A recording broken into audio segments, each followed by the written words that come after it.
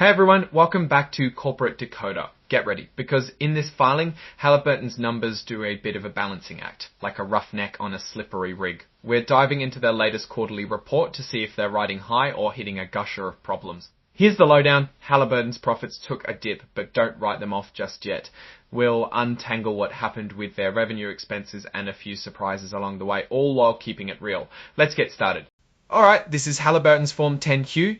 It's their quarterly report for the period ending March 31, 2025. The file number is just paperwork, but the end date tells us how fresh this information is. Quick look at shares outstanding, about 859 million. That's how many pieces the Halliburton pie is cut into, impacting earnings per share.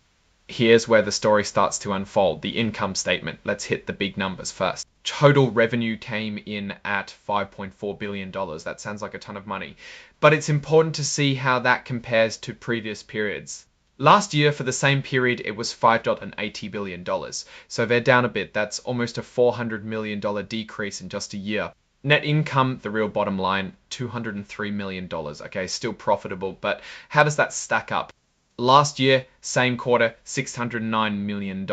Ouch, that's a major drop. They earned almost a third of what they did last year. Let's keep digging and see what caused that.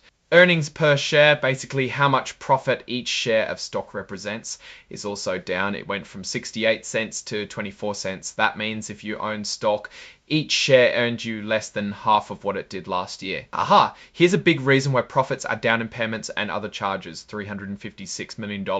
This indicates something went wrong. Maybe they had to write down the value of some assets. This could be a clue about future headwinds or maybe a one-time event. Alright, let's check the balance sheet. It's like a financial snapshot of what the company owns and owes. Their cash position is $1.8 billion. Pretty solid, but again, let's compare. At the end of last year, they had $2.6 billion, so they burned through a good chunk of their cash reserves. Where did it go? Total assets, everything they own, is down a bit, $25 to $1 billion compared to $25.5 billion. Not a huge change, but still downward. Accounts payable, basically what they owe to suppliers, is holding steady at about $3.1 billion. This means they are managing their dues properly. Total liabilities, everything they owe, is nearly flat at $14.7 billion compared to $15 billion. Now let's see where the money is actually moving in the cash flow statement, which tells us how cash changed from the beginning to the end of the period. Net income is still the first line, we already talked about it. Depreciation is a non-cash expense representing wear and tear on assets. It increased a little to $2,007 M compared to $263 M last year. Capital expenditures, what they spent on big ticket items, is at $302 million. These are investments in the company's future. They spent $250 million on stock repurchases, buying back their own shares. This can boost the stock price, but reduces available cash. And finally, cash and equivalents at end of period. As we saw in the balance sheet, we can see that the numbers are linked and that cash went down. Let's take a closer look at those impairments and other charges. This can tell us a lot of what happened this quarter that led to that drop in earnings. Total impairments and other charges, $356 million. This is much higher than last year. Let's break this down. $107 million in severance costs, meaning they laid off people. That is often a sign of cost cutting or a business slowdown. $104 million impairment of assets held for sale. That means they couldn't get as much money for some assets as they thought they could. $53 million impairment of real estate facilities. This is likely due to closing offices or facilities. Again, a cost-cutting move. $92 million other. They mention it's primarily related to legacy environmental remediation cost estimate increases, which is basically cleanup costs. Alright, let's see how each of their business segments performed in case one did very badly and another did well. Completion and production, $3.1 billion in revenue. Drilling and evaluation, $2.2 billion.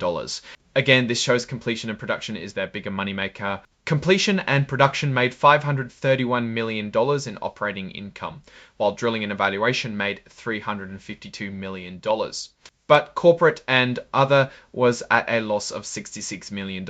And factoring in that impairment, they had a total operating income of $431 million.